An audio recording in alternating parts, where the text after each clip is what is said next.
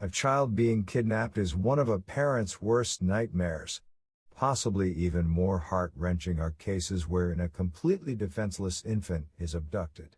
Sadly, it can get even worse than that. Some people are willing to do anything for a baby. Each of the following were so desperate for an infant that they kidnapped pregnant women, cut them open, and yanked out the baby. Unfortunately, this crude surgery is often deadly, both to the pregnant women and the babies. Number 10. Dynel Lane. Dynel Lane never got over the accidental drowning death of her young son. She was desperate to have another child and began faking a pregnancy. Her boyfriend grew suspicious of her pregnancy as it stretched months beyond her due date. Lane hatched a plan to get a baby. Lane placed a Craigslist ad for baby clothes. Michelle Wilkins, who was pregnant, responded, and she agreed to meet at Lane's home. They spent more than an hour chatting while they sorted through clothes. Wilkins started to leave, but Lane suggested they go downstairs to look at more clothing. When they arrived in the basement, Lane struck Wilkins from behind. She hit and scratched Wilkins before Wilkins pushed her off. Wilkins threatened to call the police, and Lane hit her over the head with a lava lamp. She stabbed Wilkins in the neck with the broken glass. Lane then cut Wilkins's abdomen, taking the baby and leaving Wilkins for dead. Lane did several loads of laundry and cleaned up. When her boyfriend arrived home, she told him she'd had a miscarriage. He brought her to the hospital, and she told them, "This was my baby. I delivered a baby. This is stillbirth." She refused to be examined by doctors. Wilkins regained consciousness, and she realized she was severely injured. She managed to reach her cell phone and dial 911. Wilkins was rushed to the hospital. Despite losing more than half of her blood, she survived. Lane was arrested and sentenced to 100 years in prison. Number 9. Ashleigh Wade. Ashleigh Wade told her family, her friends, and her boyfriend that she was pregnant. She was not. Wade stole ultrasound photos from websites and posted them to her Facebook page. Through the social network, Wade reconnected with a childhood friend, Angelic Sutton. Sutton was expecting a baby, and the pair bonded over their pregnancies and their impending children. On the day of Sutton's wedding, Wade invited the bride to stop by her home to pick up a gift. When Sutton arrived, Wade attacked her. Wade stabbed Sutton around 50 times, taking great care to avoid her abdomen. Once Sutton was incapacitated, Wade sliced her open. Wade cut out Sutton's uterus, slashed it open, and removed the baby. Wade cut the umbilical cord, wrapped the infant up, and made a bottle. Then she called her boyfriend, Stephen Prelo. She told him she'd just given birth and she'd done something very bad. Prelo went home to a bloodbath. He wrapped the infant in his jacket, walked outside, and dialed 911. When the police arrived, Wade screamed, "It's my baby." She claimed Sutton had attacked her with a knife, and she had stabbed her in self-defense. Wade was taken away for a psychiatric evaluation. She was later found guilty of murder. Sutton and her daughter were brought to a hospital. Sutton was pronounced dead. However, her daughter, Genesis Bradley, survived and was unharmed by the rough delivery. Number 8. Annette Morales-Rodriguez. Annette Morales-Rodriguez was desperate to give her boyfriend a son, but she could not stay pregnant. She had twice faked a pregnancy. Both times, she claimed she had miscarriages. Morales-Rodriguez faked a third pregnancy, and she panicked as her supposed due date approached. She spent 2 weeks looking for a pregnant woman. Morales-Rodriguez drove to a local community center and found Maritza Ramirez Cruz, a mother of 3 who was in her 40th week of pregnancy. She offered the expectant mother a ride. Morales-Rodriguez brought Ramirez Cruz to her home, and she attacked her. Morales-Rodriguez bashed her in the head with a baseball bat, choked her until she passed out, duct-taped her eyes and nose, and wrapped a plastic bag around her head. Ramirez Cruz died. Morales-Rodriguez then pulled out an X-Acto knife and sliced Ramirez Cruz from hip to hip. She pulled out the baby. He was not alive. Morales-Rodriguez called 911. She told them she had just given birth and that the baby was not breathing. She was brought to the hospital. A medical examiner realized the baby had been removed by force, as the mother's uterus and parts of her ovaries were still attached to the infant.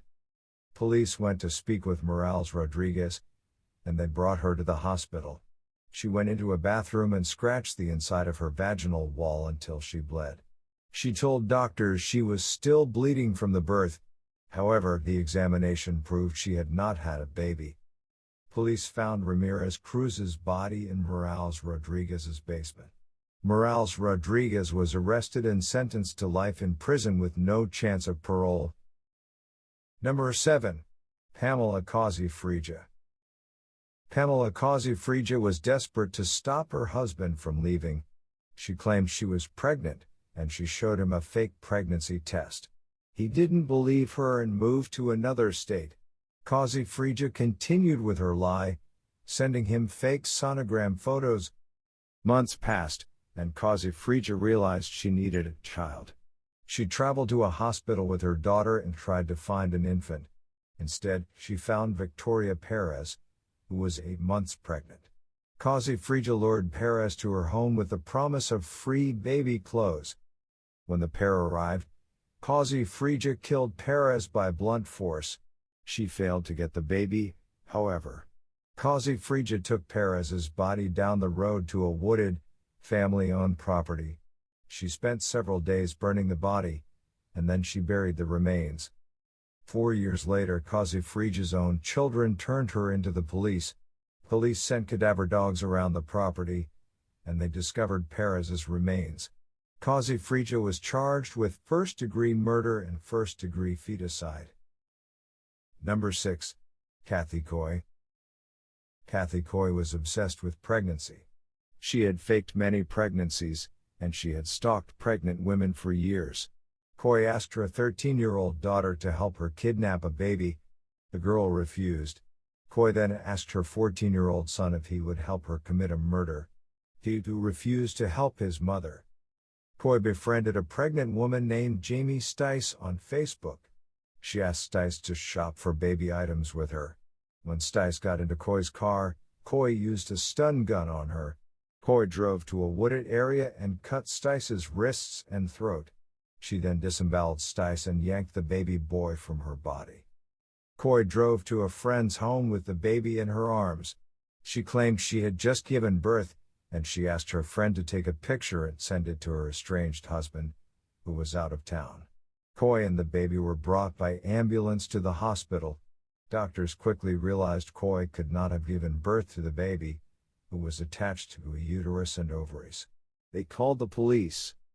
Coy tried to claim that the baby was hers, but police eventually got her to confess. She led detectives to Stice's remains. Coy was arrested and sentenced to life in prison with no parole. Stice's baby boy survived and is healthy. Number 5. Julie Corey. Julie Corey did not tell anyone she miscarried her 30-week fetus. She pretended she was still pregnant. A few months later, she offered a former neighbor who was currently pregnant, Darlene Haynes, a ride. She drove Haynes home and they went inside her house. Corey attacked Haynes. She severely beat her head, causing multiple skull fractures, and she strangled her with an electrical cord. Corey sliced Haynes open and pulled out the baby. She hid Haynes's body in the closet and left. Later that night, she called her boyfriend and told him her water had broken. Corey called him 12 times that night, detailing what was happening at the hospital. During her last call, she claimed she was leaving the hospital early because she had received poor care. Corey, her boyfriend, and the baby moved to another state. They stayed at a homeless shelter, whose workers became suspicious of the family. They called the police, who brought Corey to a hospital. Doctors concluded she had never given birth. Corey was arrested and sentenced to life in prison without parole. Number 4. Korena Roberts. Korena Roberts was obsessed with having a baby, and she decided to fake a pregnancy. She told her boyfriend and their family she was expecting twins. Roberts bought baby items, and then she decided to find a baby. She posted an ad on Craigslist in an attempt to meet potential mothers. She set up meetings with multiple pregnant women. However, the meetings didn't work out according to Roberts's plan. She finally met Heather Snively, who was 8 months pregnant. Roberts offered to trade Snively some baby clothes. When Snively arrived at Roberts's home, Roberts beat the pregnant woman with a collapsible police baton, hitting her head 15 to 30 times. Snively was knocked unconscious by the blows. Roberts used a straight razor to cut open Snively's abdomen. She pulled out a baby boy. Roberts covered Snively's body in carpet and hid it in a crawl space beneath her home. She then called her boyfriend and told him she needed help delivering her baby. He came home to find her in the bathtub, crying uncontrollably, and holding the still baby boy. Paramedics drove Roberts and the baby to a hospital. The infant was pronounced dead. Roberts initially refused to submit to an exam, but the doctors eventually completed it and determined she had not given birth recently. Hospital staff called police, who arrested Roberts. They found Snively's body in Roberts's home. Roberts was sentenced to life in prison with no possibility of parole. Number 3. Loretta Cooke. Loretta Cooke told everyone she was pregnant. She wasn't. She took maternity leave, and her friends threw her a baby shower. Cooke received all the goods she needed to raise an infant. She just needed to find a baby. Cooke walked to Valencia Behrens's home and told the pregnant woman that she had some baby gifts for her. Behrens went to Cooke's house.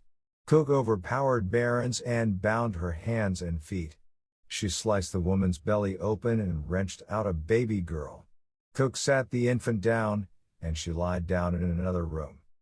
A few hours passed, and Behrens's family started to worry. They went to Cooke's home. They discovered Behrens's body outside, dumped next to a trash can. Her infant was found on the floor of the house in a pool of blood. Her umbilical cord was still attached. Behrens's daughter was brought to the hospital. She survived her traumatic birth, but she was left with a facial scar from the unorthodox C-section. Cooke pleaded not guilty to the murder and claimed she could not remember the incident. Psychologists examined her and determined there was no evidence of mental illness. Cooke was sentenced to life in prison. Number 2. Zandile Makulana. When Zandile Makulana was 16 years old, her poor family married her off in exchange for some gifts. She fell pregnant shortly afterward, but she miscarried. Makulana was unable to conceive again, and her in-laws abused and mistreated her. She ran away and met a new man. Again, Makulana was unable to have a child. She felt that if she gave her boyfriend a child, he would love and marry her. She started obsessing about being pregnant. Makulana hatched a plan with another woman to steal the baby of her neighbor, Pretty Zonga. Makulana gained weight, told everyone she was pregnant, and bought baby clothes. She lured Zonga from her home to a house, where 2 men overpowered and strangled her. The other woman cut Zonga's body with a pair of scissors, removed the baby girl, and handed her to Makulana. The child soon died. Makulana brought the lifeless infant to her boyfriend.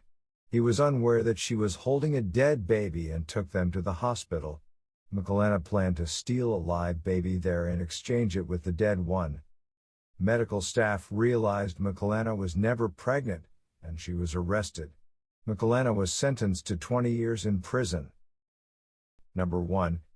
Veronica Deramous. Veronica Deramous met Tekka Adams at a homeless shelter. She promised the expectant mother baby clothes and brought her home. Once there, Deramous threw a blanket over Adams and hit her in the head with a fireplace poker. Adams fell unconscious. Deramous tied Adams up. After several days, she shoved a rag in Adams's mouth and put a piece of tape over it. Deramous told Adams, "You're strong. You can handle what I'm going to do to you." She then started to cut into Adams's belly using a few box cutters and a razor blade. Deramous did not manage to free the baby.